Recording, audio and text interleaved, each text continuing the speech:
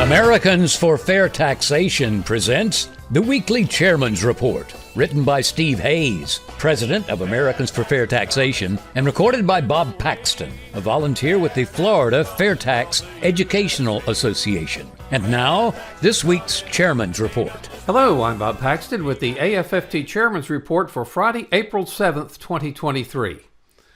This week's article was written by Dr. Robert Genetski, a member of our FAIRtax Board of Advisors, and published in the Epoch Times.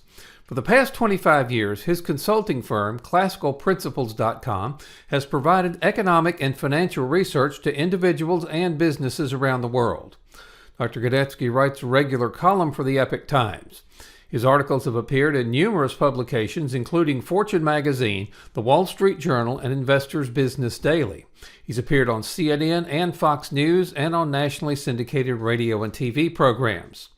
Dr. Genetski has taught economics at the University of Chicago's Graduate School of Business, New York University, and various other institutions of higher learning. He's held various positions in the financial industry, including Senior Vice President for a major Midwestern bank, Money Manager, Investment Advisor, and Director of Investment Research, and has served as a director on the boards of various public and private companies.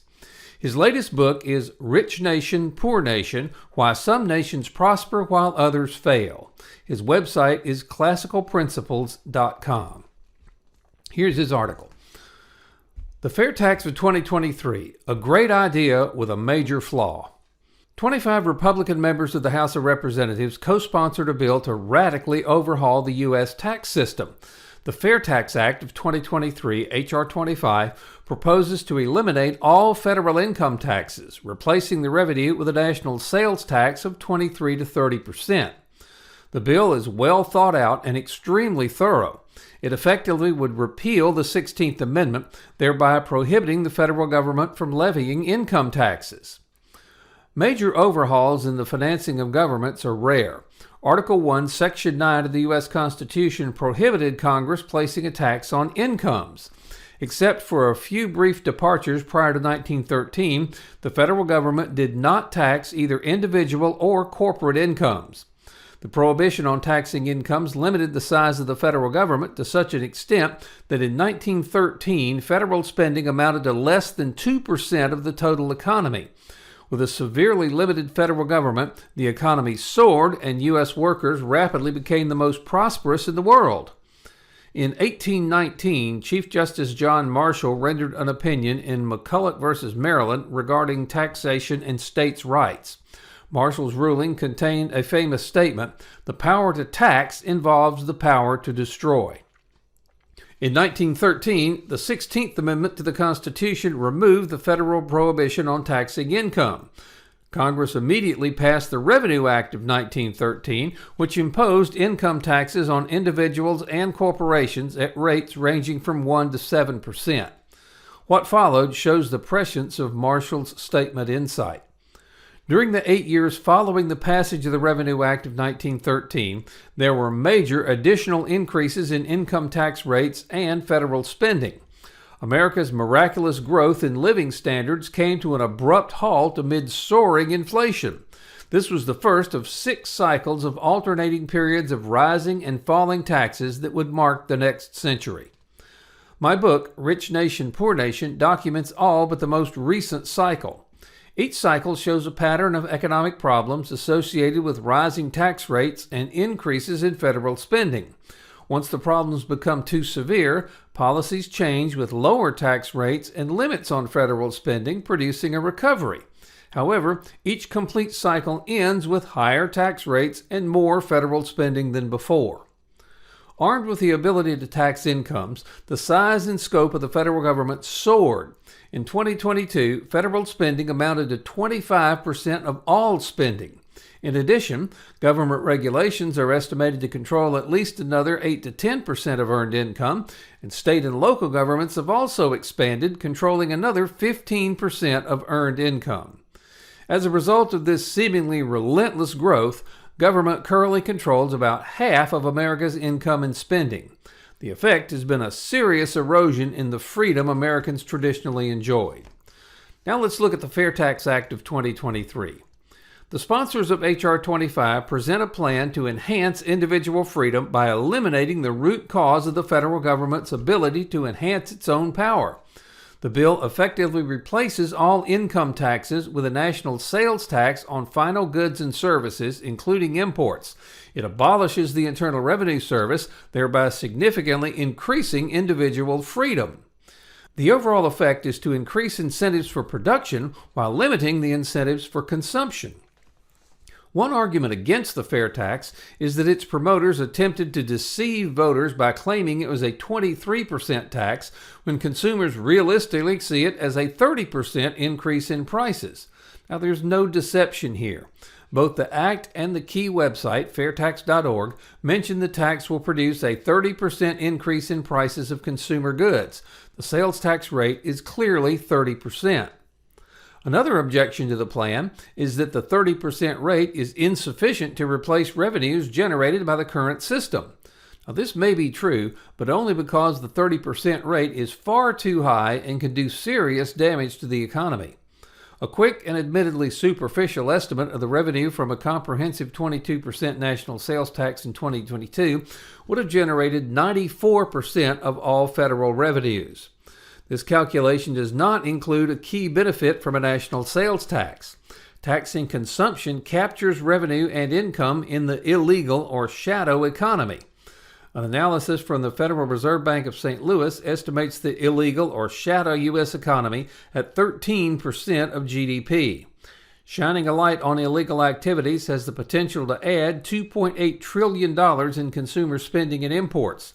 In 2022, a 22% sales tax on the additional spending would have increased federal revenues to $5.3 trillion. That's about $300 billion more than under the current tax system. Now, there are powerful feedback effects to capturing taxes from illegal activities, which raise estimates of total output or GDP.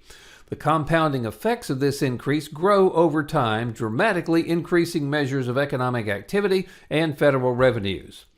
The Congressional Budget Office has yet to review the revenue impact of H.R. 25, but I can almost guarantee the CBO will miss much of the benefits from this law.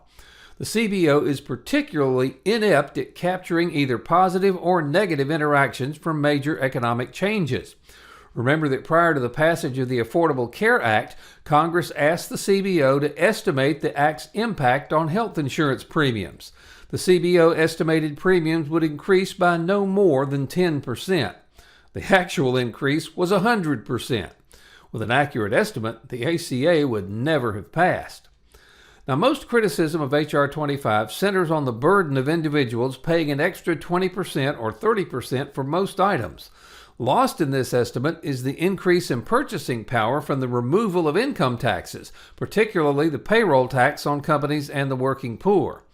Also ignored is the substantial fall in prices from removing the tax burden to doing business. Those opposed to H.R. 25 don't have to worry. It's got no chance of becoming law anytime soon. The public is often opposed to radical policy changes, regardless of how beneficial they may be. Overall, the idea of a consumption tax replacing income taxes would be one of the greatest positive changes imaginable for unleashing the economy's growth potential and individual freedom. The bill's sponsors should be commended for proposing a major innovative change in government financing. It will work, but only if the tax rate is not so high as to undermine its effectiveness. In conclusion, according to the D.C. elites, Dr. Genetski's article is wrong. He doesn't parrot their inaccurate attacks on the fair tax, but simply points out the social and economic benefits of the fair tax. The fact that another leading economist endorses the fair tax is very concerning to the D.C. elites. They have long revered the present income payroll tax system because of the control it gives them over the American people and because of the vast amounts of money they can extort by threatening to either take or give tax benefits to certain groups. Our thanks to Dr. Genetski for making such a clear case for the fair tax. Now, there's going to be a vote on the fair tax in the House of Representatives. Speaker McCarthy and the other elites didn't want it, but it was forced on him. We now have the opportunity to force all members of the House to show where they stand. They can vote for the present income payroll tax system, or they can vote for the fair tax. They can support the corrupt income tax in the IRS, or they can vote to eliminate it. It can't be any simpler than that. They can hide the true cost of their government, or they can pass the fair tax and show everyone the true cost of government on each retail receipt. They can support the largest transfer of power from government to the people, the fair tax, or they could vote against it. Now, if members think the fair tax needs to be changed, they can propose that change. Don't reject the entire bill just because it has a flaw that can be easily addressed. Please stand with us and demand that your representatives support a much fairer, much simpler, and much more efficient way to fund the government, the fair tax. The fair tax doesn't pick winners and losers. Because it taxes spending, not earnings, the fair tax lets everyone save for their retirement tax-free. The fair tax collects the revenue the federal government needs to operate, but does it in a way that has the least impact on our individual freedom and the least impact on our economic prosperity. With a fair tax, there are no tax returns to file and no records to keep. We pay our federal taxes when we make retail purchases of new goods and services. And with a fair tax, there is no need for the IRS. If you sell a used couch or a used jet ski online, there's no fair tax due on that transaction. The fair tax will allow us to take back control. The income payroll tax system is broken. It's no longer working. We can't repair it, but we can replace it with the fair tax. Join us and take back control of our country and our lives, not with bullets, but with the elimination of one of the biggest threats to our liberty and economic prosperity, the income payroll tax. We should all remember Edmund Burke's warning that applies to our efforts to take back control. Nobody made a greater mistake than he who did nothing because he could only do a little. We should also remember this quote from George Orwell's 1984, which, if we do nothing, may foretell your and your children's future. If you want a picture of the future, imagine a boot stamping on a human face forever. So what can each of us do? We can write letters and make calls to our elected representatives and attend Zoom town hall meetings demanding that if they really want to allow Americans to take back control, the first step is to eliminate the income payroll tax system and enact the fair tax. Take back control. Help us pass the fair tax. Help us bring about real tax reform and stop future IRS abuses. By contributing or actually investing $10.40 a month, you help provide a financial base to Americans for fair taxation. Now, of course, if you can make larger contributions/investments, they won't be used for salaries as we're all volunteers, but that money will be used for the needed updates to our economic studies, which will be vital for all future years. Please go to FAIRtax.org and invest in Americans for Fair Taxation. It's an investment in your and your family's future. This has been the Weekly Chairman's Report, written by Steve Hayes, President of Americans for Fair Taxation. Check back every week for news and information about the fair tax, and learn why the fair tax should replace our antiquated federal income tax system. If you'd like to receive a copy of the Chairman's Report in your inbox every week, sign up at FAIRtax.org.